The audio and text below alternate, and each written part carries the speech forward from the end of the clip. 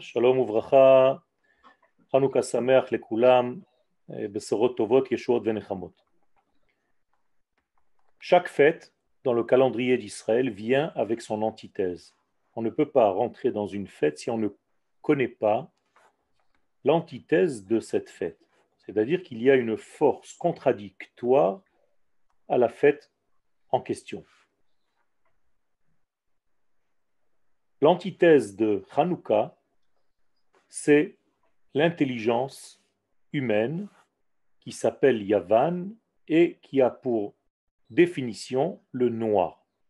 Vechoshech al pnei tehom, nous disent les Chachamim, lorsqu'il y avait le noir sur les abîmes de la création du monde, eh bien, c'était une correspondance à la Grèce. La Grèce représente le noir, en hébreu choshech, la même racine que le mot shichecha, c'est-à-dire l'oubli. Autrement dit, la puissance antinomique à Israël, antithèse d'Israël, c'est l'intelligence humaine qui limite tous les accès à ce monde, à cette cohésion humaine, à cette logique humaine. Dans le mot yavan en hébreu se cache le mot higayon. Higayon, c'est en réalité la force de la logique humaine.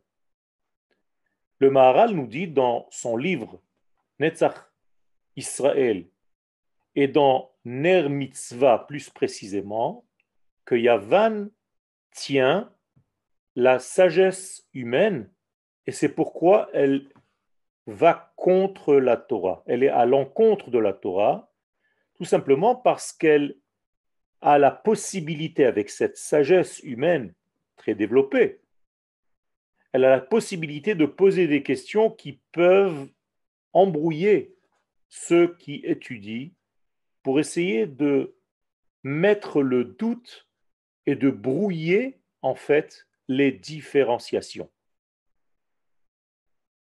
Comment est-ce que nous pouvons embrouiller les différenciations? Vous savez que le peuple d'Israël a une capacité, c'est qu'il sait, grâce à ce que Akadosh Baruch Hu lui a donné, faire des havdalot.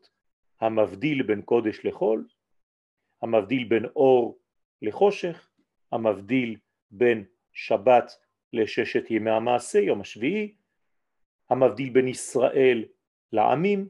Il y a des différenciations à protéger, à respecter.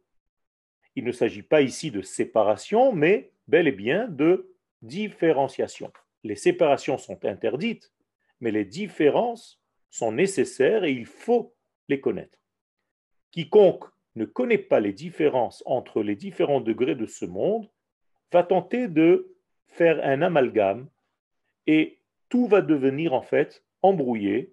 En hébreu, ça s'appelle un tishtouch, entre le fait que la Torah soit donnée du ciel, de l'infini, de l'absolu, et la sagesse humaine qui vient de l'objectivité, qui est en réalité une subjectivité humaine. Donc il y a ici une grande différence, et il faut sortir en guerre contre la clipa, contre les corses, contre la force contradictoire de chaque fête. Donc il faut sortir à Hanouka en guerre. Hanouka est une fête dans laquelle nous ressortons en guerre chaque fois, à nouveau, chaque année. On ne sort pas en guerre parce que nous sommes complètement désemparés, on n'a plus confiance en notre peuple, parce que la plupart ont quitté, ont laissé tomber, pas du tout. On sort en guerre parce que nous avons la émouna de la ségoula de notre nation Israël, et c'est pour aller la mettre en relief que nous sortons en guerre, pour aller sortir et dévoiler notre identité intérieure dans notre monde. En ayant compris ce secret, eh bien, on peut commencer la fête. Vous comprenez bien que sans comprendre l'antithèse de la fête, quelle qu'elle soit, eh bien, on tombe dans un rituel. On va allumer des bougies, on va manger des beignets, on va jouer au toupie, et ça s'arrête là. On n'a pas compris le sens profond de la fête. Et le Satan, les forces déviatrices, savent jouer de l'être, savent jouer des hommes et des femmes que nous sommes pour nous gâcher l'essence même de la fête en nous offrant des éléments qui viennent compléter, se rajouter, habiller tout autour sans réellement toucher au point culminant. Et là, je vais un tout petit peu maintenant rentrer dans la profondeur de cette clipa, de cette écorce grecque. D'abord, il faut comprendre que nous avons une règle dans le judaïsme, c'est que la lumière de l'infini, béni soit-il, est invariable. Elle n'est pas soumise au changement. Quoi que nous fassions, cette lumière ne tarit pas. Cette lumière ne change pas. C'est une lumière absolue qui appartient au Netzach, à l'éternité, et qui ne peut pas bouger. Ce qui fait que tous les changements que vous allez voir dans votre vie, quel que soit le domaine, ce sont des changements qui sont toujours inhérents au réceptacle, à ceux qui voient l'expérience, pas à l'expérience elle-même. Autrement dit, la lumière divine, elle, ne bouge pas. Ce qui bouge, c'est les contenants, c'est les ustensiles de réception. On appelle en hébreu les mekablim. Ceux qui sont mekablim, eux, en réalité, sont dans le changement perpétuel. Et donc, selon le cli que je présente à un moment donné dans ma vie, ce cli, bien entendu, est formé de mesures, il est formé d'épaisseur, il est formé de matière, il est formé de quantité qui peut recevoir en lui. Eh bien, cet ustensile, avec toutes ces mesures, est bien défini. Et c'est par rapport à la définition du cli que je présente que la lumière apparaîtra dans ma vie d'une manière différente. Étant donné que nous sommes tous différents, que nous avons tous des kélim différents les uns des autres, eh bien, la lumière que nous percevons, chacun d'entre nous, est différente. C'est normal, c'est naturel. Je ne peux pas recevoir plus de lumière que je ne suis capable de recevoir. Donc, le travail essentiel dans ma vie, c'est la construction et l'édifice de mes kélim, de mes ustensiles de réception. On appelle ça, dans un langage que vous avez peut-être l'habitude aujourd'hui d'entendre, par la notion de tikkun hamidot, le tikkun des mesures. Selon les mesures, eh bien, la lumière apparaîtra différemment. Et c'est quelque chose de très clair. C'est pourquoi nous disons, nous prononçons une bénédiction à laquelle nous ne faisons pas très attention. Écoutez bien ce que nous disons à Hanouka et d'une manière générale. Baruch ata Hashem, Eloheinu melech haolam, asher kideshanu bemitzvotav vetzivanu, selon la Kabbalah, lehadlik ner Hanouka. Non pas lehadlik ner shel Hanouka. Les kabbalistes disent qu'il ne faut pas dire le mot shel. Il y a des raisons profondes parce que les hadlik ner Hanouka, c'est les initiales du mot Nahal. Et Nahal, c'est un fleuve, c'est un nom secret qui se dévoile d'un monde supérieur pour se déferler dans notre monde. Toujours est-il que vous devez réentendre ce que je viens de vous dire. Les hadlik ner Hanouka. Normalement, on aurait dû dire les hadlik or Hanouka. Qu'est-ce que ça veut dire les hadlik ner? Eh bien, c'est très simple, mais il fallait le voir. On ne peut pas allumer la lumière. Vous comprenez ce que je suis en train de vous dire? La lumière est. On ne peut pas l'allumer. On ne peut que la révéler. Autrement dit, qu'est-ce que je dois allumer dans ma vie? pas la lumière. Les adlik or, non. Les adlik ner. Ner, c'est le moyen. C'est l'élément dont je vous ai parlé tout à l'heure, c'est-à-dire les mesures. Les mesures, oui. Je dois faire un travail sur les mesures de ma vie pour que la lumière qui existe déjà vienne et se révèle dans les mesures que j'ai rallumées en moi. Vous connaissez peut-être l'expression du roi Salomon qui nous dit dans Michelet Perek Vav, Pasuk Kav Gimel, qui ner mitzvah, vetorah or. Donc il y a bien une différence entre le ner qui correspond à la mitzvah et la lumière qui correspond à la Torah. Il y a ici donc lumière et ustensile. Les mitzvot sont des nerot, qui ner mitzvah. Et donc ces nerot-là, ces mitzvot, ne sont pas un but en soi. Ce sont des moyens qui me permettent de dévoiler la lumière de la Torah. Ner mitzvah, Torah, or. Il faut bien faire cette différence. Si on ne sait pas faire, si on est metashteshim, la Torah et les mitzvot, et on a l'impression que c'est la même chose, on est en réalité en dehors de la précision, qui est très importante. Donc je répète, à Hanouka, nous sommes là pour allumer les ustensiles. Pas la lumière, on ne peut pas allumer la lumière, ça n'existe pas. La lumière est déjà allumée, seulement elle est cachée. Et pourquoi elle se cache, cette lumière? Parce qu'il y a une écorce, une clipa qui s'appelle Yavan, et Yavan, shehichshichu enehem shel Israël. La graisse, sa qualité, qui est en réalité une force contradictoire au peuple d'Israël, c'est de nous séparer, de cacher l'essence divine des choses, de séparer la lumière des ustensiles. Donc, si vous avez l'impression qu'à Hanouka, on touche les lumières et les lumières et les lumières, c'est faux. Pendant Hanouka, on ne touche pas les lumières. Hanerot halalu kodeshem ve'en lanu reshut leishtamesh bahem ela lir'otam bilvad. Quand est-ce que cela est vrai? Quand le nerf reçoit la lumière, dévoile la lumière.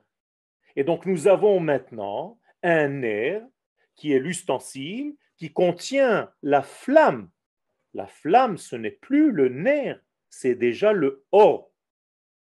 Et ça, c'est un grand secret de Hanouka. Étant donné qu'on ne sait pas faire les différences, en français, vous allez traduire Béni sois-tu l'Éternel qui nous a demandé d'allumer les lumières de Hanouka. Vous avez toujours traduit comme ça. On n'a jamais dit les adlik orot Hanouka, ça n'existe pas. Les adlik nerot, ner, oui, ner, mais pas or. Et il y a une grande différenciation.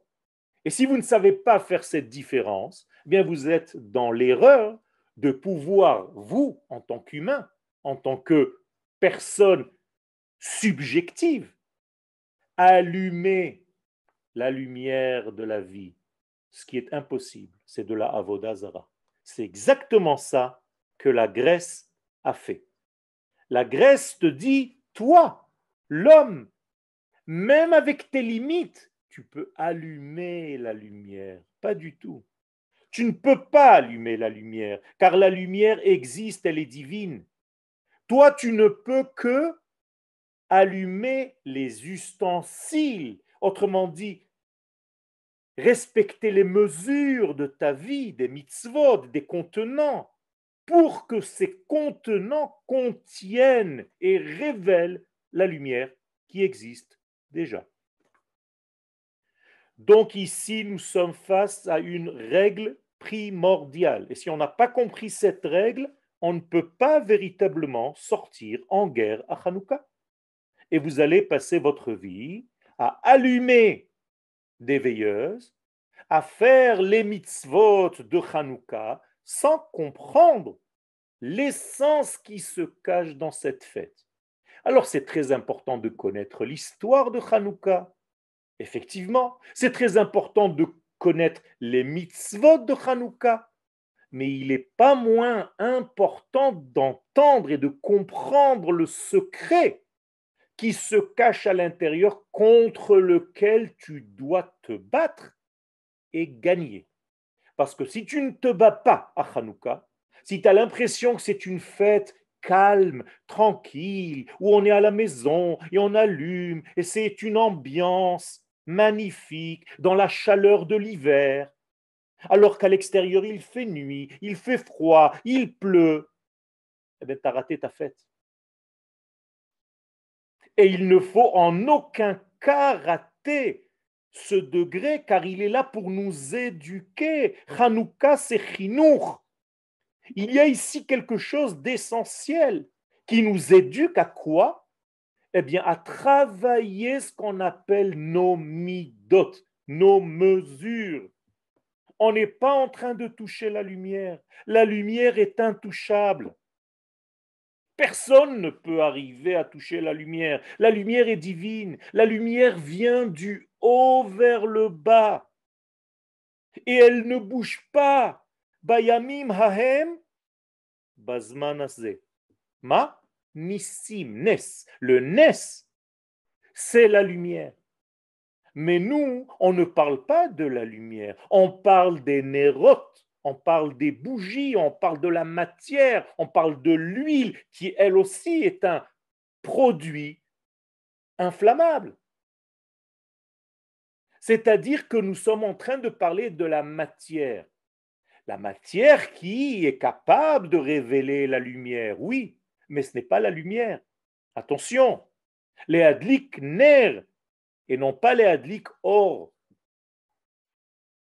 On ne peut pas inventer la Torah. Allumer la lumière, c'est comme si on avait inventé la Torah, Torah or.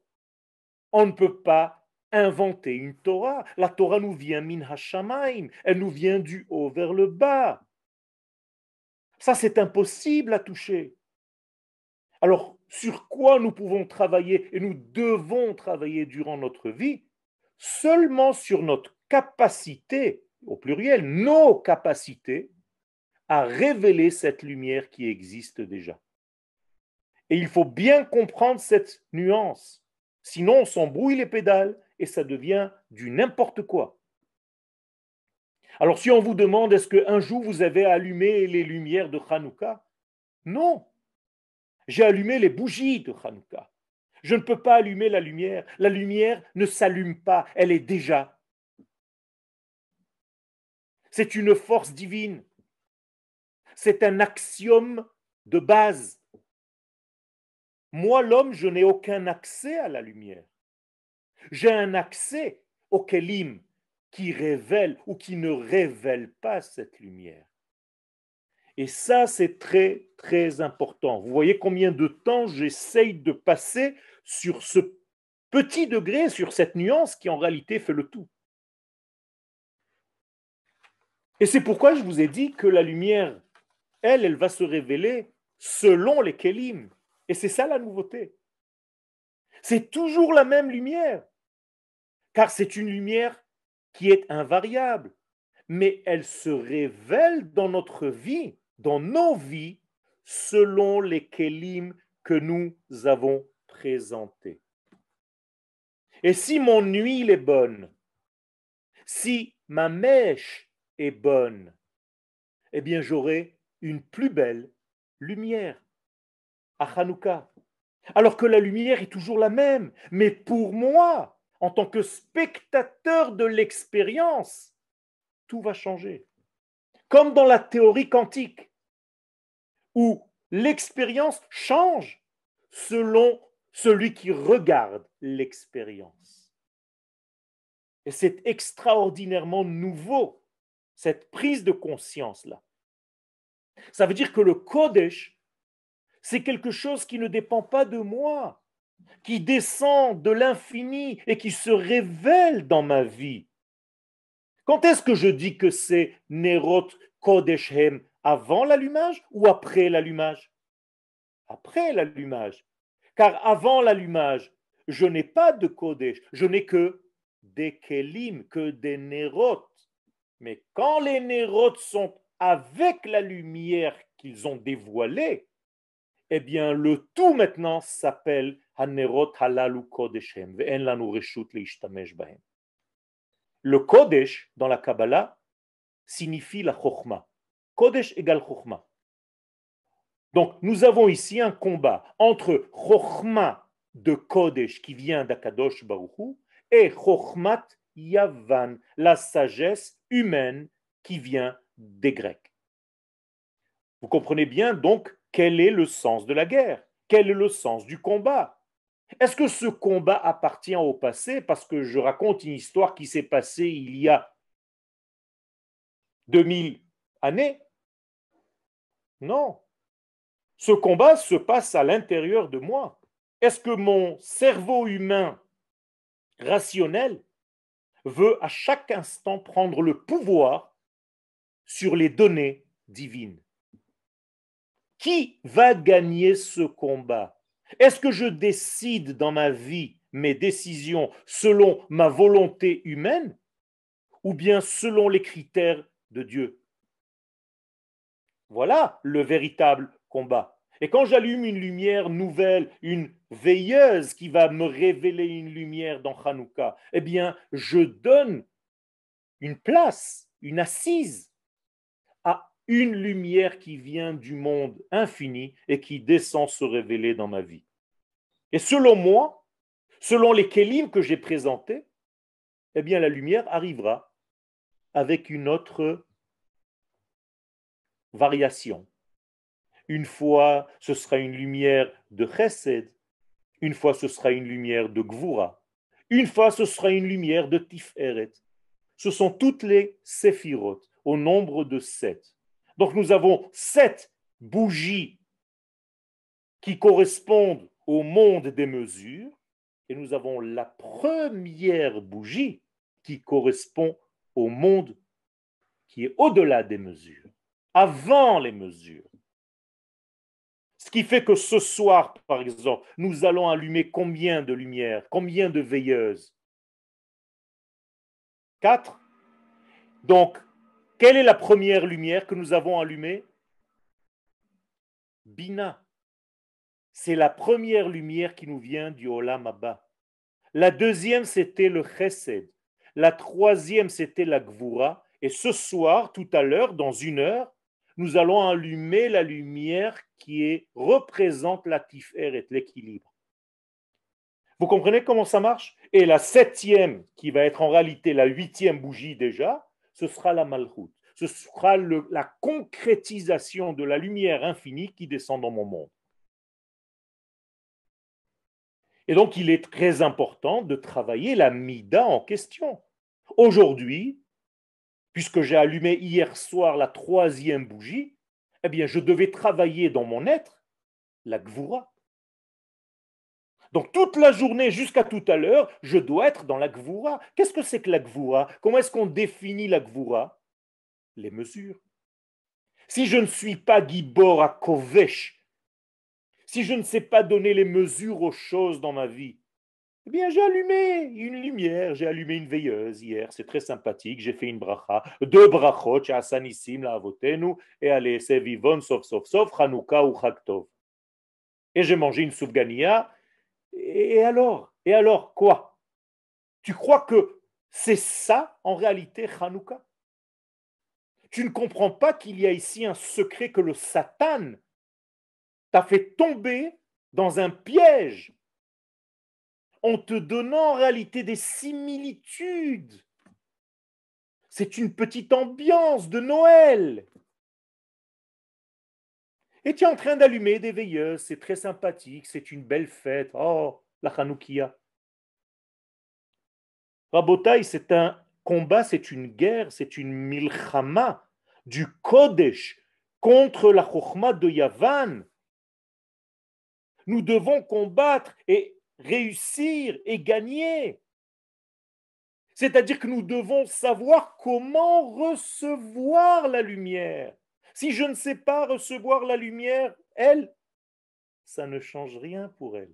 La lumière ne bouge pas, que je sache la recevoir ou que je ne sache pas la recevoir. Vous comprenez bien qu'on ne peut rien faire de cette lumière.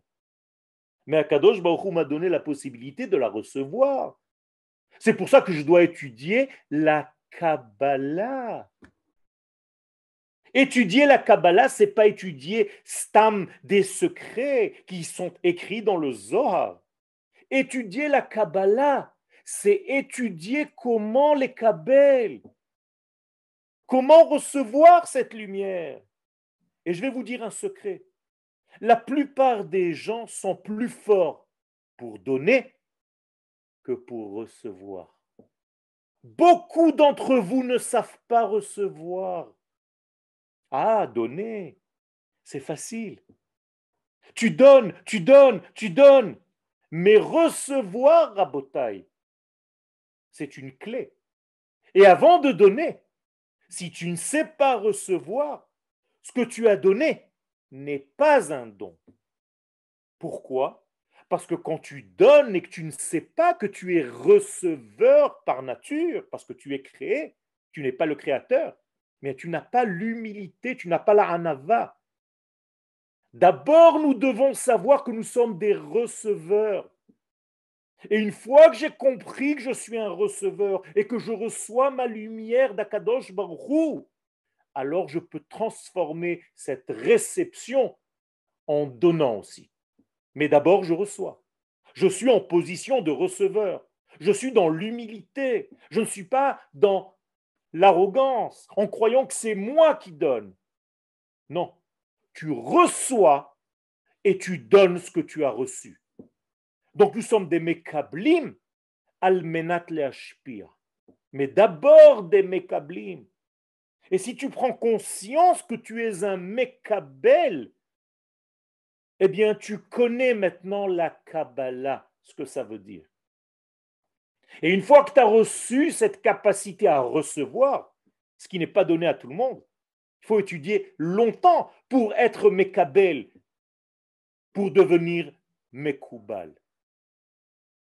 Et ça, c'est le secret en réalité de tout notre judaïsme. Sinon, ça devient du n'importe quoi, comme Purim. Demandez aux gens ce que c'est Purim. Masechot ra'ashanim shirim verikudim. C'est ça Purim, Ribono shel olam. C'est des déguisements, c'est devenu un carnaval version Israël. Hanouka, c'est la fête des Lumières. Tu ne sais même pas ce que représente cette fête, contre quelle force de clipa tu sors en guerre, et tu allumes des lumières, tu allumes des veilleuses. Rabotai, ce cours-là que je suis en train de faire passer, Bessiata Dishmaya, c'est pour mettre bien en place ce que nous sommes en train de faire à Hanouka et d'une manière générale dans nos vies. Alors, si vous avez les 4 lettres du nom d'Hachem, le Yud-Ke et le Vav-Ke, ces 4 lettres-là, eh bien, on ne s'occupe jamais des premières lettres. Ça, c'est la lumière. Le Yud et le He, c'est la lumière. C'est Chochma et Bina. Ça, on ne touche pas, Rabotai. Les Kelim, les ustensiles, les nérotes de Hanouka, c'est Vav et He. Ça, c'est le monde dans lequel nous sommes. C'est-à-dire que nous sommes là pour réparer ces 2 dernières lettres. Les 2 premières lettres, on n'a rien à faire avec. Ça s'appelle le Olam Abba. Ça, c'est le Olam Hazé. C'est ici qu'on doit travailler. Voilà les nérotes de Hanouka. Pourquoi vous pensez que les Chachamim nous ont demandé d'allumer ces lumières de Hanouka, ces veilleuses de Hanouka, en dessous de 10 poignées et au-dessus de 3 poignées, c'est-à-dire à peu près à la hauteur d'un tabouret? Pourquoi d'après vous? Pourquoi on n'allumerait pas la Hanoukia à 30 mètres de hauteur? Bien, tout simplement parce qu'on n'est pas là pour allumer le haut, on ne peut pas allumer le haut. Il faut allumer la partie basse de notre vie. Et la partie basse de notre vie dans le corps humain, c'est à partir du nombril, du tabour, vamata. Du nombril vers le bas. Ça, c'est les secrets de notre perception, de notre réception dans nos vies. Et ceux qui travaillent dans sa vie, ces éléments qui sont du nombril vers le bas, minatabur vamata, c'est une règle dans la Kabbalah. Ça s'appelle les bar migoufa. Là, c'est déjà en dehors du corps. Et pourquoi je dois travailler le en dehors du corps? Parce que c'est les jambes. Et c'est dans les jambes que se situent les kelim. Parce que ce sont les jambes qui vont me maintenir sur terre. Les voilà, les deux jambes. La jambe droite et la jambe gauche. Et le vav, c'est la colonne vertébrale et la brit mila. Voilà ce que je dois travailler. Vous croyez que l'ange de Esav, quand il a combattu Yaakov, qu'est-ce qu'il a frappé? Vous croyez qu'il a frappé sa pensée? Non. Vaïga bekaf yerech Yaakov. Voilà. Il a frappé en réalité dans la Brit Mila, dans la partie des jambes, dans la partie qui révèle les éléments supérieurs dans ce monde inférieur. C'est là que l'ange veut frapper. C'est là que Esav veut faire mal à Israël, dans sa descendance, dans sa construction de Kélim. Et le Zohar va nous dire que Esav va frapper Yaakov là où nous devons allumer les lumières de Hanouka. C'est-à-dire que le Zohar HaKadosh, Rabbi Shimon Bar Yochai alav Shalom, nous dit que le combat de Yaakov avec l'ange, c'est Hanouka. Et quand est-ce qu'a eu lieu ce combat? La nuit. Rocher. Donc c'est Yavan. Et qu'est-ce qu'il vient faire ce combat? Faire oublier Gid Hanashez et Gid Haneshia. Faire oublier que nous sommes là pour préparer nos kelim, pour recevoir cette lumière divine. Alors après, nous allons devenir, nous aussi, et chas v'shalom, même dans la Torah, des cérébraux, des intelligents de la Torah. Et on va commencer à inventer n'importe quoi, subjectivement, parce que je suis intelligent. Rabotai, ceux qui ne croient pas que la Torah vient du ciel, c'est le klal rishon. Sha Torah nitna me'ashamayim. Si tu ne crois pas ça, éteignez votre ordinateur. Ça ne sert à rien d'étudier. Si vous avez l'impression que la Torah a été donnée par quelqu'un d'intelligent, mais un homme, jetez la kippa. La Torah vient de l'absolu. Si tu n'as pas cette première donnée de base et tu ne l'acceptes pas, tu rentres dans la catégorie des mityavnim. Alors, qu'est-ce que je dois réparer en moi? C'est bien beau de parler des mesures, mais c'est quoi les mesures?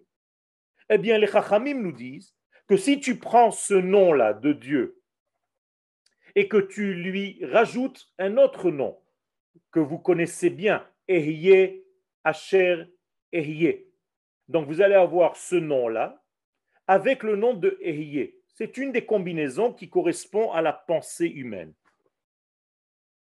Ça veut dire que je dois réparer ma pensée en collant ce nom-là au nom de qui je vais être. Ehyeh, c'est je serai.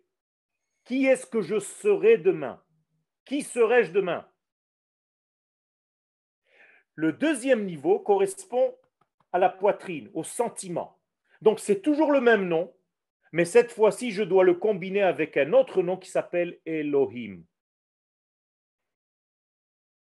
Et plus bas, à partir du nombril vers le bas, comme je vous ai dit tout à l'heure, c'est toujours le même nom, mais combiné avec Adon, Shem Adnut. Rabotai, le Hari Akadosh nous dit, quand tu prends ces 3 degrés de combinaison, c'est-à-dire Havaya Ekie, Havaya Elohim et Havaya Adni, tout ensemble, ça donne valeur numérique Ner, 250. Voilà le Ner que tu dois allumer. Qu'est-ce que ça veut dire allumer un Ner? C'est allumer en réalité tout ce qui est dans ton corps. Quelles sont les parties qui sont dans notre corps? Nefesh et Ruach, rachetez votre nerf. Donc en réalité, je dois m'allumer pour devenir un ustensile de réception. Comment? Dans ma pensée, dans mes sentiments et dans mes actions. Et quand j'ai préparé ce clic-boule, cet ustensile de réception, ce réceptacle, eh bien je deviens plein de lumière. C'est ça la véritable lumière. Je n'allume pas la lumière, elle est là. Elle ne fait qu'attendre. Vous savez combien de temps cette lumière nous attend? Cette lumière nous attend, elle pleure parce qu'elle n'a pas les kélim pour y être révélée. C'est une souffrance, rabotaille, qu'on ne peut pas comprendre si on n'a pas vécu cette chose-là. Le Rashash, Rabbi Shalom Sharabi Alav Shalom, un grand kabbaliste, disait à ses élèves, Yeshli Yahalomim ve'en af echad shemesugal lekabel otam. J'ai des diamants, mais personne n'est capable de les recevoir. Vous savez quelle souffrance? C'est beaucoup plus difficile de ne pas pouvoir donner que de ne pas pouvoir recevoir. Et donc, qui souffre plus, entre guillemets? La lumière ou les kélim? La lumière. Parce qu'elle n'a pas où se poser. Velom atsa hayona manoach les kafraglea. La colombe n'a pas où se déposer, c'est une souffrance. Alors qu'est-ce qu'on fait? Eh bien, on prépare les kélim. Vous savez qui fait la véritable mitzvah à Hanouka? L'homme ou la femme? La femme. Vous savez pourquoi? Parce que c'est la femme qui doit préparer les kélim. Et il y a une manière aussi de poser les veilleuses. Chaque jour, en allant vers la gauche, mais en allumant de gauche à droite. Et l'homme vient tout simplement révéler à la lumière parce que les kélim que la femme a préparés sont là. Exactement l'inverse de Shabbat. Je vois des hommes. Messieurs, est-ce que vous préparez les veilleuses du Shabbat? Vous savez que c'est à vous de les préparer et c'est à la femme d'allumer. C'est exactement l'inverse. Shabbat, c'est l'homme qui prépare les kélim et la femme révèle les orot. À Hanouka, c'est la femme qui prépare les kélim. C'est pour ça que Hanouka est au féminin. Et c'est l'homme qui révèle la lumière par rapport à ces kélim. La même chose le Hallel. Vous avez fait attention un jour que le Hallel est en valeur numérique Hei Lamed Lamed. Combien c'est Hei Lamed Lamed? 65. Hei c'est 5, Lamed Lamed 65. 65 c'est encore une fois le Shem Adnut. Ça veut dire quand on lit le Hallel à Hanouka, qu'est-ce qu'on fait? C'est tout simplement une définition. Vous savez ce que ça veut dire Hallel en hébreu? Vous avez l'impression que c'est louer Dieu, des louanges. C'est l'anachon. Hallel, quand il y a 2 lames dans l'hébreu, c'est une indication. Comme on dit par exemple, mi ha'ish hallazeh, habamin hasadeh. C'est-à-dire, c'est une définition des choses. Et donc, je désigne les choses. Donc, le hallel, c'est tout simplement la définition. Je donne un clic-boule qui est en valeur numérique Heichal, 65, comme Hallel. Ani mechin heichal shebetocho yitgale haor. Et quand je prépare cet ustensile, la lumière se révèle à l'intérieur. Alors effectivement, ce heichal, il est formé de quoi? De mizmor et tehilim, de bakashot, nachon. Mais si on avait la sagesse de la Torah, on verrait comment chaque mizmor, il est dans son secret. Par exemple, avec quoi on commence le Hallel? Alléluia, Hallelujah, Avdei Adonai. Vous savez pourquoi on ne dit pas le Hallel à Purim? Parce qu'on n'était pas Avdei Adonai. On est resté, même après l'histoire, Avdei Achashverosh. Alors on ne peut pas dire le Hallel. On ne dit le Hallel que lorsqu'on passe d'une souveraineté étrangère à la souveraineté d'Israël. C'est ce qui s'est passé à Hanouka.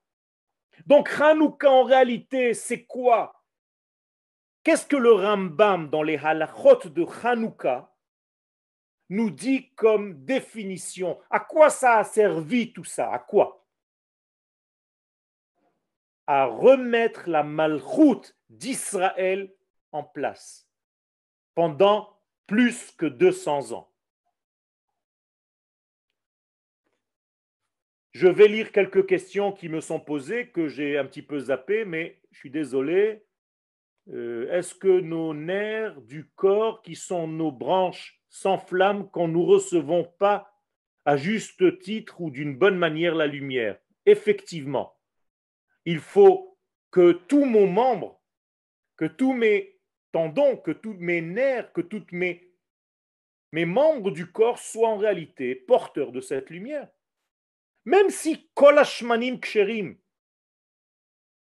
mais il y a un shemen qui éclaire et qui donne une lumière qui est belle, et un shemen qui te noircit le plafond. Doit-on combattre la sagesse grecque? Non. Il faut juste savoir qu'avant cette sagesse, il y a la lumière divine, et elle s'adapte à la sagesse. Donc Israël n'est pas contre la sagesse de la Grèce, bien au contraire. C'est une sagesse importante, mais elle vient en second degré. Premier degré, c'est Akadosh Baruch Hu. C'est Torah Netuna Mina Shamaim. Deuxième degré, tu commences à faire rentrer ton intelligence. Donc, Chochma Bagoim Ta'amin. Torah Bagoim Al Ta'amin. Parce que la Torah, elle vient d'en haut. Vous avez compris maintenant la différence? La Torah, c'est une névoie. Ça ne peut pas venir d'ici. La Torah, c'est la lumière. Or, ça ne peut pas venir d'ici. Mais la Chokhmah, oui. Et donc, tout ça, ce sont des clés. Et effectivement, pendant la Sfirat HaOmer, là aussi, il y a une question, et Chag HaSukkot, où il y a les invités de chaque jour, il y a un tikkun de chaque mida. Eh bien, c'est exactement pareil. Et qu'est-ce qui descend dans la soukha? La même chose, la lumière qui est au-dessus du srach. C'est-à-dire le 8e degré qui descend et qui s'assied, qui trouve une place, une assise dans les 7 degrés. Donc en réalité, il y a une combinaison secrète à Hanouka. C'est le 8 qui est assis sur le 7. C'est ça le secret de Hanouka. Le parchemen, est-ce qu'il y a marqué quelque part que quelqu'un a trouvé un or? Est-ce que les Hashmonaïm, les Maccabim ont trouvé or? Oui ou non? Non. Matzou pach. Mazé pach. Kli ou or? Kli. Encore une fois, ce que je suis en train de vous dire, voilà, ça se révèle continuel dans tout le développement que je suis en train de vous donner. Ça veut dire qu'en réalité, nous sommes là pour chercher votre pach. Shemen. Est-ce que vous l'avez trouvé, Rabotai? Nous sommes qu'à la moitié de Hanouka ce soir. Ne gâchez pas cette fête. Vous avez encore 4 jours. C'est facile de donner des cours de Torah. Vous pouvez entendre des cours n'importe où. Mais c'est très difficile d'entendre un cours qui vous parle de l'essence même de la chose, que si tu ne fais pas cette chose-là, ta fête est en train de te passer à côté. Rabotaï, tout ce qu'on est en train de dire là, c'est tout simplement retrouver votre part. Par, ça s'écrit Pei Chaf. Pei, c'est 80, Chaf, c'est 20. C'est-à-dire trouver votre sang, votre entité, votre entièreté, votre shlemut. Mais quand tu trouves la shlemut dans tes kelim, alors tu peux allumer Shmona Yamim, tu peux allumer à l'infini. Parce que c'est l'infini qui va se révéler dans ce kli shalem. C'est tout. Sinon, c'est pas l'infini qui se révèle. Alors tu as des petits éclairages dans ta vie, de temps en temps, tu as trouvé quelque chose, tu es content, mais ce n'est pas ça, Rabotai.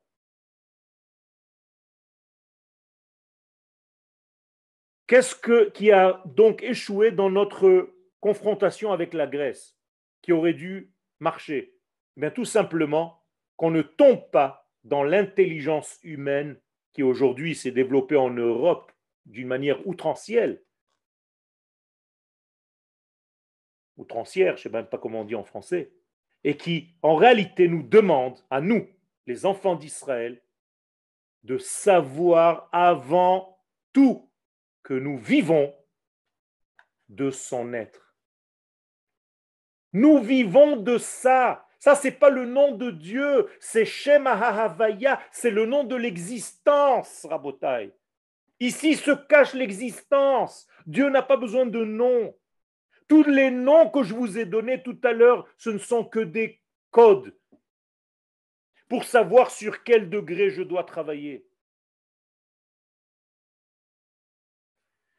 Rabotai, on doit travailler sur la partie basse de notre corps. D'ailleurs, l'allumage doit se faire du haut vers le bas. Puisque je vous ai dit tout à l'heure que la Hanoukia est à la hauteur d'un tabouret, quand vous allumez les veilleuses, votre mouvement doit être du haut vers le bas. Pourquoi? Parce que les kelim, c'était du bas vers le haut. Ok. Mais la lumière, elle vient d'où? De lui. Donc on fait un acte symbolique pour montrer que la lumière, elle vient toujours du haut vers le bas. Alors que les kelim, c'est ce qu'on appelle dans la Kabbalah or choser. Le or choser, la lumière qui vient d'en bas, ce ne sont que des kelim, ce ne sont que les ustensiles. Je vais vous le dire avec d'autres mots. Ce sont vos aspirations, ce sont vos rêves, ce sont vos désirs. Ça, c'est les kelim. Quand je dis à quelqu'un élargis tes kelim, qu'est-ce que je lui dis? Deviens gros? Non. Élargis ta volonté, ton désir de recevoir plus de lumière, une plus belle lumière, parce que tes kelim sont beaucoup plus beaux. Et c'est ça qu'on doit travailler. Et donc, il y a en réalité deux mouvements à Hanouka. Regardez, c'est un mois extraordinaire. Dans le même mois qui se lève, il y a Rosh Hashanah la Chassidut et Trilat Malchut Israël. Rosh Hashanah la Chassidut, Yutet Kislev et Kaf. Du Baal Shem Tov, Zchutot Hagen Alenu Amen. Et Chazarat Malchut Israël, Kafhe, le Chodesh Kislev, Hanouka, la première indépendance. Donc en réalité, nous avons ici, dans le même mois, ce qu'on appelle la Kdusha Pratit et Kdusha Taklal. Akadosh Baruch Hu et Knesset Israël. On a deux mouvements, un mouvement qui vient du bas vers le haut et un mouvement qui vient du haut vers le bas. Je vous rappelle que si on n'était pas sorti en guerre, si les Hashmonaïm étaient assis à la yeshiva sans aller se battre, en lisant les Teilim, on n'aurait rien fait, Rabotai. Rien. C'était des soldats de Tzva Haganah Israël. Et ils sont sortis et ils ont battu pendant des combats qui ont duré plus de 25 ans.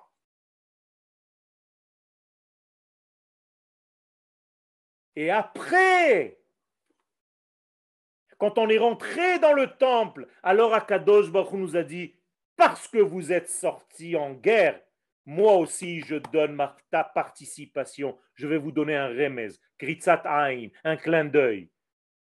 Je suis avec vous. Mais si vous étiez paralysé en disant non, Akadosh Baruch Hu, c'est lui qui va faire le travail, vous croyez que c'est ça, Hanouka? Hanouka, c'est une puissance, c'est une force, c'est une sortie en guerre. Je dois être un lochem. Je dois être un combattant pour savoir combiner la névoie divine avec le sechel enoshi. Donc, je ne jette pas ni rejette la sagesse grecque, mais je fais venir à l'intérieur de cette sagesse d'abord l'infini béni soit-il. Et donc, il y a ici un chilouv, une combinaison entre le gouffre, le corps, et le nes. Nes, c'est au-delà. Ça vient du mot se sauver. La nous, c'est comme un dégel. Nes, mitnoses, c'est au-dessus. C'est en dehors du jeu. Donc il y a le en dehors du jeu et le jeu.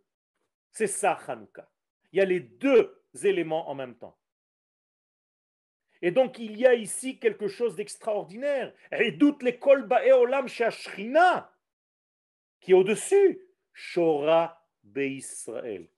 Elle est à l'intérieur du peuple d'Israël. Donc qui nous sommes? Et voilà la clé de Hanouka. Parce que si tu ne sais pas qui tu es, eh bien tu vas continuer à allumer tes lumières de Hanouka jusqu'à 120 ans. Be'ezrat Hashem kvar amachor. Et qu'est-ce que tu as fait dans ta vie? Akadosh Baruch Hu va te demander, tu as allumé les veilleuses de Hanouka? Oui, oui, je les ai allumées. À quoi tu as pensé? Où tu étais? Tu as fait un acte, c'est vrai, mais c'était un acte étranger. Tu ne sais même pas ce que tu es en train de faire. Ça fait 70 ans que tu fais les mêmes gestes. Tu ne comprends pas, tu ne veux pas étudier. Mais jusqu'où on va aller avec ce genre de judaïsme? Vous voulez la Géoula? Vous croyez que la Géoula, elle vient comme ça? C'est un travail, Rabotai. Il y a un travail humain. Et sur ce travail humain qui est cette tikkun, qu'on prépare la base, l'assise, qu'Akadosh Baruch Hu peut révéler sa lumière. Leadlik ner Hanouka, lo leadlik or. On ne peut pas allumer la lumière. Nous, on n'allume que les kelim, les nérotes que nous sommes. Alors, ce que je termine en nous souhaitant à tous,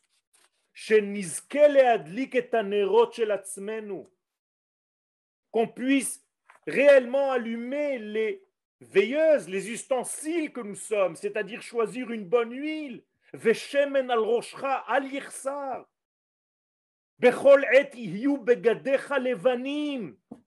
Il faut que tes vêtements soient blancs, parce que c'est avec ces vêtements que tu portes la sagesse, que tu peux contenir en toi la lumière divine. Cette lumière, elle ne demande qu'à se déposer, mais il faut qu'elle trouve un endroit, et c'est à nous de lui donner l'endroit. Et chacun de nous doit devenir le degré, Heichal Hashem Hema. Chacun de nous, on doit devenir un Heichal sur laquelle va se déposer la lumière d'Akadosh Baruch Hu. Rabotai, Hanouka, c'est une fête sérieuse. Elle est heureuse. Elle est pleine de lumière, certes. Mais avant d'arriver à cette lumière, il faut d'abord préparer vos kelim. Et c'est sur ce domaine de kelim que nous devons travailler. Donner les kelim, c'est-à-dire donner les mesures à chaque chose. De donner le shi'our de chaque chose. Et au niveau du temps, et au niveau de l'espace, ne pas dépasser les événements. Pourquoi j'essaye toujours d'être précis dans ce que je fais, même dans les cours, dans les horaires, j'arrive toujours à l'heure? Justement pour être respectueux de ces kelim-là. Toda rabba lekulchem. Im yesh lachem ot she'ela, avec grand plaisir, mais Be'ezrat Hashem, montez à ce niveau de Oroth Vekelim. C'est en réalité le nom de notre association grâce à laquelle, Baruch Hashem, vous avez pu profiter d'une journée entière de Hanouka et de tous les shurim que vous recevez tous les jours durant l'année. Donc en réalité, c'est Orot Aval Kelim. C'est sûr que tout vient du Or, mais il faut des Kelim. Et nous sommes les Kelim d'Akadosh Baruch Hu. Toda Rabba. J'ai une dernière question. Pourquoi Hanouka ne peut pas commencer un mardi? Alors, qui a la réponse? Pourquoi Hanouka ne peut pas commencer un mardi? Hein? C'est un silence complet. On vous a coupé les micros. Je viens de les rallumer. Est-ce que quelqu'un peut donner la réponse? Pourquoi est-ce que Hanouka ne tombe pas un mardi? Parce que c'est pas le. Parce que c'est pas le jour. C'est parce que c'est. Il peut y avoir des mardis dans le les jour de 8 la- jours. Pour ne pas allumer vendredi soir. Hein? Il y a Pour des ne mardis pas dans les 8 allumer jours. vendredi soir. Ça doit être avant Shabbat. Non, parce que. Ben non, c'est parce que Hachem nous a donné la lumière le mardi, non? A créé les La luminaires. création des astres. Voilà, c'est ça, la création des luminaires. Ah oui, c'est En vrai. réalité, donc en réalité, vous êtes des kélim. On prépare les kélim et on n'est pas en train d'allumer la lumière. La lumière vient de lui. Oui. Toda Rabba Rabotai pour votre fidélité. Baruch Hashem, nous étions beaucoup aujourd'hui à écouter et à enseigner. Et je remercie tous les rabbinim qui m'ont précédé. C'est Je parce que remercie le David. jour où Hachem a Je donné remercie les. toute l'équipe. Merci beaucoup, Rav Yoel. Je vous ai mis dans les commentaires, dans le chat, tous les liens pour écouter le Rav Yoel. WhatsApp, Facebook, YouTube, etc. etc. Mais vous avez déjà l'habitude. Alors, chatter, c'est le chat. Le cours est enregistré et sera sur YouTube si Dieu On vous adore. Toda Rabba Rav Yoel, Toda Rabba à vous Bye-bye. d'avoir été là. תודה רבה לכולכם, ברכה והצלחה, ואור יקרות בעזרת השם בכלים נאותים. אמן כן יהי רצון. Amen. תודה רבה.